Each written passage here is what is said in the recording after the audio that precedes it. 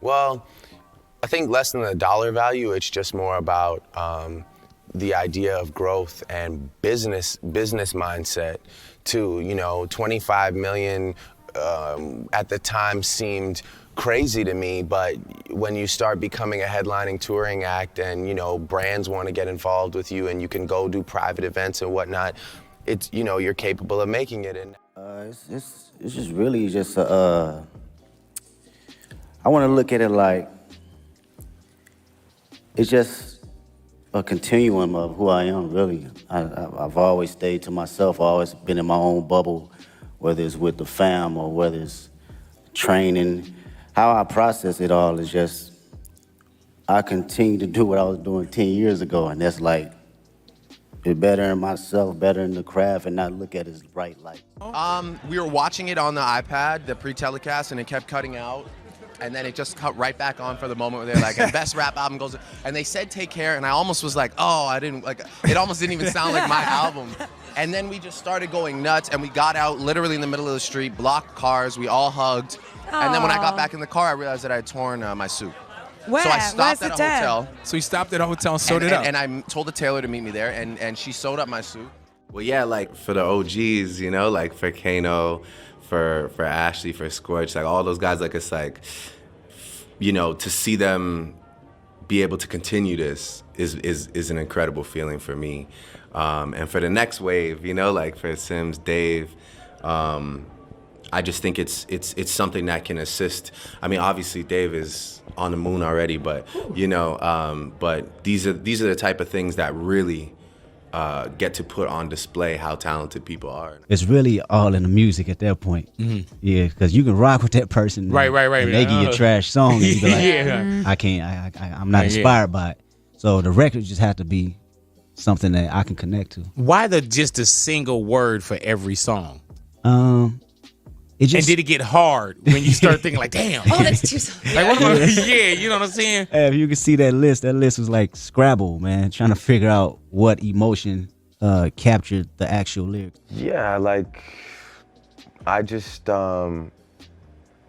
it's a shame if you don't notice the shift in energy around you. I mean, you can't be oblivious to what's going on around you. And I just like kind of woke up one day like, yo, this is my time. This is my this is my thing. I run this, like nobody can really talk to me. I'm good at what I do. And I've been really inspired by like some real just gutter hood music, like just listening to like Lil Reese Savage mixtape, listen to Lil Herb, Lil Bibby, Fergie. I'm proud of Ferg, ASAP Ferg. Mm-hmm. He's been killing it. Drake has never been one to shy away from public feuds, but his latest clash with Kendrick Lamar has turned into something far more personal than anyone expected. Suddenly, we're seeing surprise appearances, cryptic lyrics, and an old flame stepping into the spotlight in the most shocking way. Why is Drake so rattled? And how did Kendrick Lamar manage to rope Serena Williams into a performance that left Drake fuming? Stick around, because this story is about to get wild, and it's nowhere near over. Before we dive in, keep one question in mind. Is Drake's relentless drive for dominance pushing him into feuds he can't win, or does he still have a trick up his sleeve that no one sees coming? Drake's rise to fame has been peppered with conflicts, whether it's calling out rivals in interviews or dropping subliminal bars in his songs. For the longest time, these feuds helped keep his image edgy, making him a heavyweight in the rap scene and giving fans something to obsess over. Yet there's a pattern. Whenever a major artist challenges him, he digs in his heels and doubles down, often with surprising results. Lately though, it seems like Drake has met his match in Kendrick Lamar.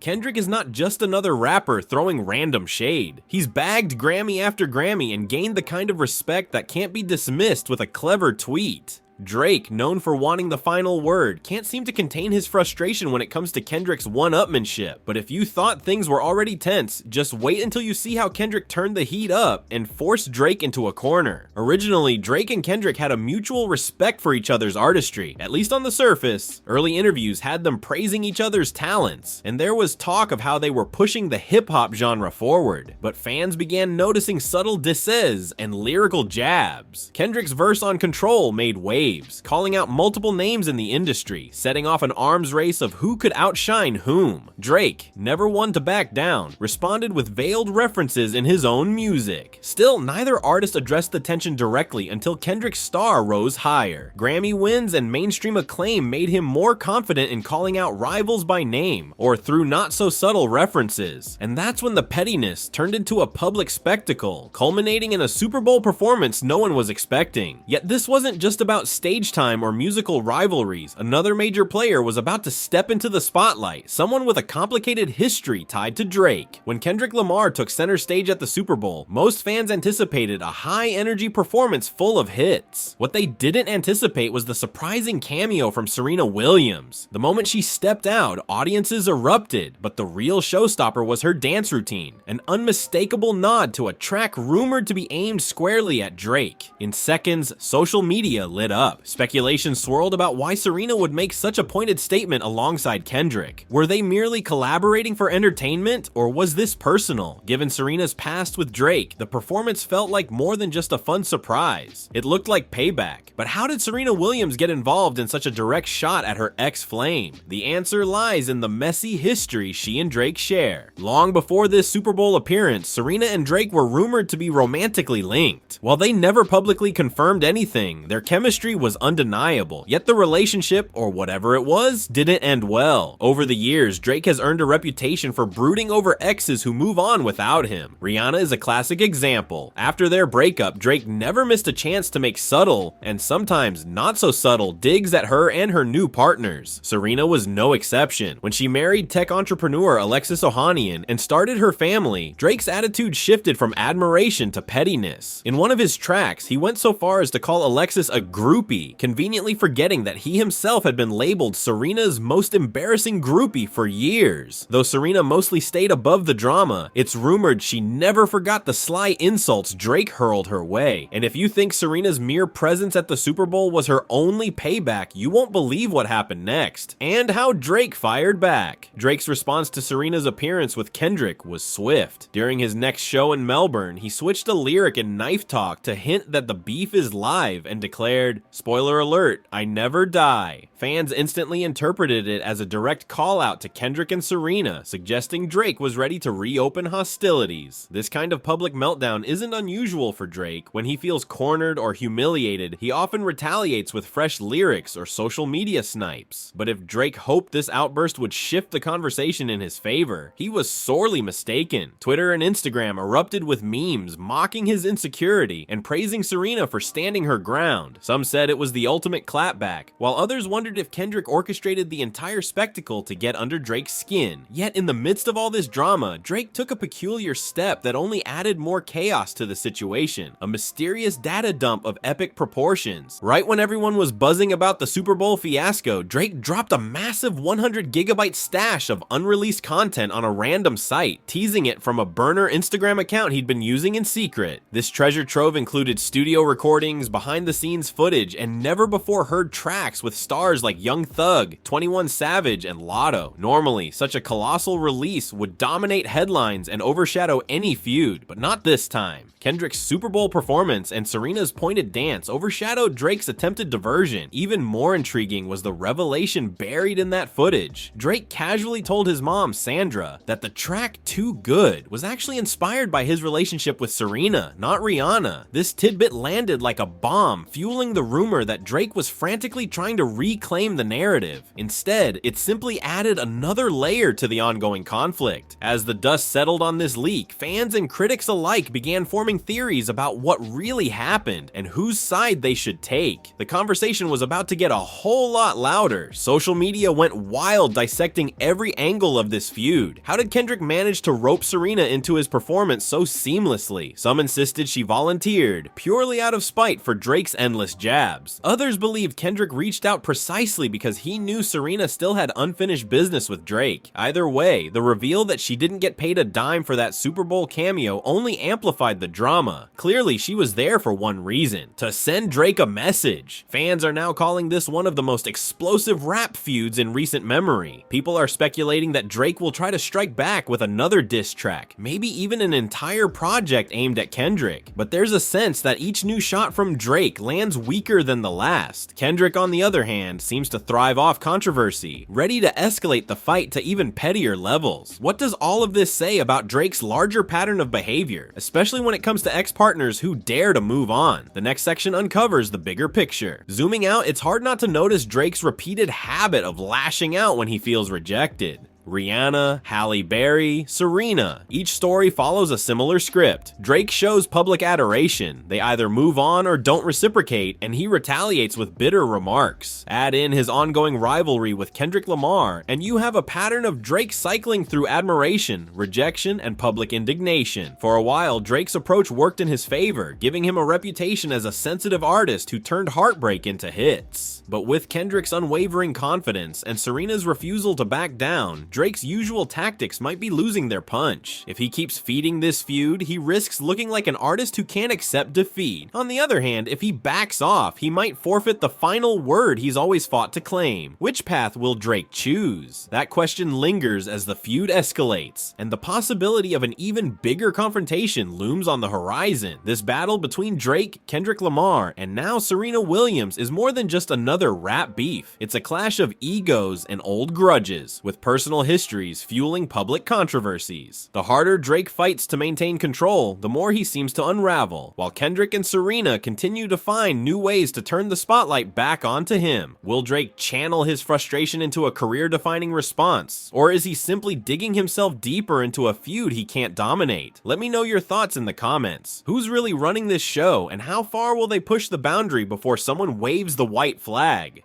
Stay tuned, because as we've seen, in the world of Drake versus Kendrick, the next move could be the biggest one yet.